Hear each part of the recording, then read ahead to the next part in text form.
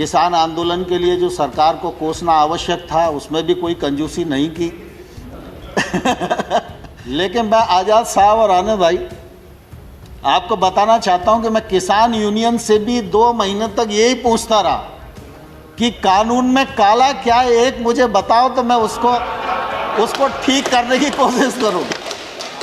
कि किसान गांव में रहता है, गरीब है, तो किसान को बुढ़ापे में सहारा मिल जाए, इसलिए किसान पेंशन योजना, किसान मानधन योजना, जिसमें 21 लाख किसान जुड़ चुके हैं 60 वर्ष की आयु के बाद, उनको 3,000 रुपया मासिक पेंशन मिलेगी। यह सुविधा भी सरकार की तरफ से आरंभ की गई। आपदा के समय ये नियम रहता था कि 50% से अधिक अगर लोग आपदा से प्रभावित होंगे तो ही सरकारी मदद उन्हें मिलेगी। इसको घटाकर 33% किया। इसका भी फ़ायदा निश्चित रूप से किसान को और किसानी को मिलने वाला है। अब मैं एक जिक्र करके अपनी बात को पूरा समाप्त करूंगा। सामान्य तौर पर 3 कृषि सुधार कानूनों की बात इस समय ज्वलंत मुद्दा है, लेकिन मैं धन्यवाद देना चाहूँगा प्रतिपक्ष के सभी मेंबर्स को भी। उन सब ने किसान आंदोलन पर भी चिंता की। किसान आंदोलन के लिए जो सरकार को कोसना आवश्यक था उसमें भी कोई कंजूसी नहीं की। और कानूनों को काले कानून भी जोर देकर कहा। लेकिन मैं आज़ाद साहब और आने भाई आपको बताना चाहता हूं कि मैं किसान यूनियन से भी 2 महीने तक यही पूछता रहा कि कानून में काला क्या है, एक मुझे बताओ तो मैं उसको ठीक करने की कोशिश करूं। लेकिन मुझे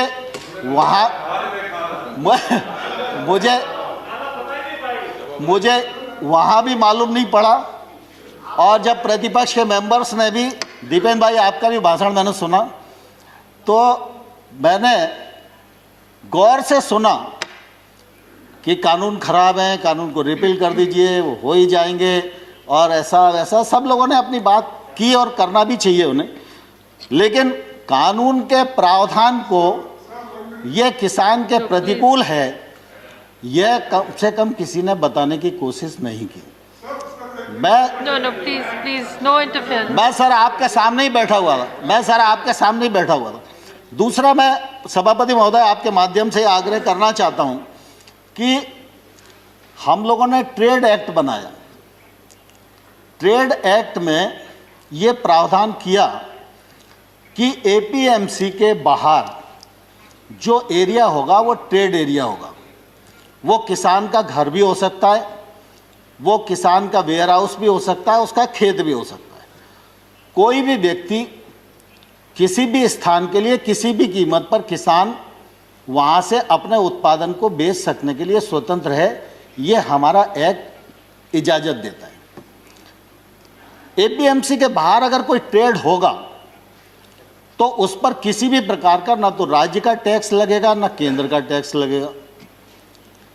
अब एपीएमसी के भीतर राज्य सरकार का टैक्स है, एपीएमसी के बाहर केंद्र सरकार का एक्ट है।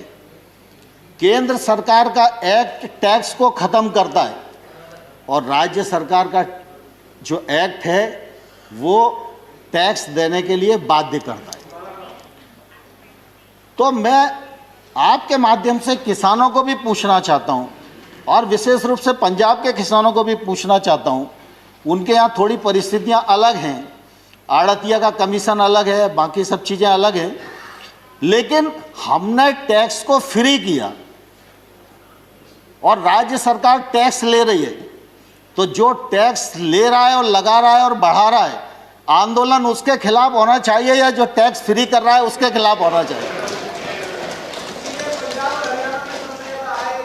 लेकिन अब देश में उल्टी गंगा बह रही है और मैं सभापति महोदय आपके माध्यम से किसान बंधुओं को भी कहना चाहता हूं और प्रतिपक्ष के मित्रों को भी कहना चाहता हूं, भारत सरकार नरेंद्र मोदी जी का नेतृत्व पूरी तरह किसानों के प्रति प्रतिबद्ध है, किसानों के प्रति समर्पित है।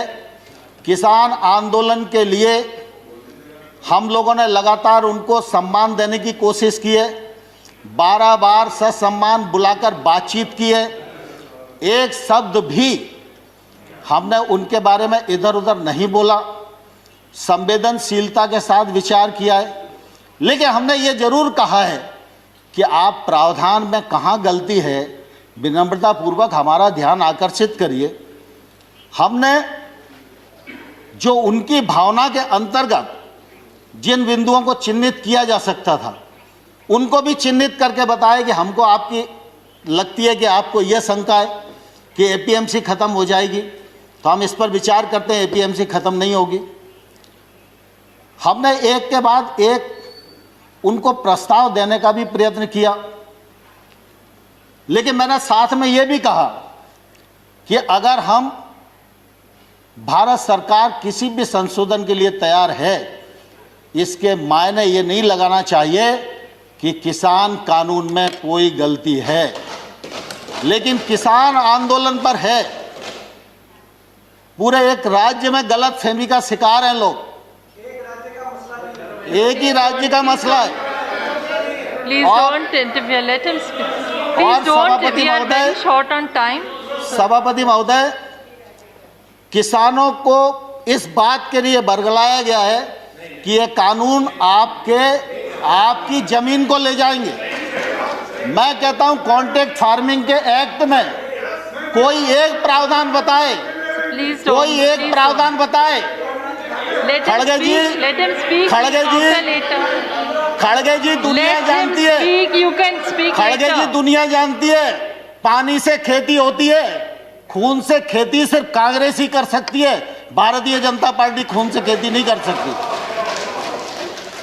और इसलिए मैं सभापति महोदय आपके माध्यम से कहना चाहता हूं, कॉन्ट्रैक्ट फार्मिंग एक्ट का कौन सा प्रावधान है जो प्रावधान किसी भी व्यापारी को उस किसान की जमीन छीनने की इजाजत देता है?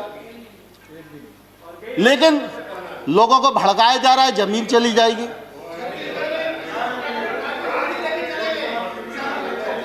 No, please, no comments from either side.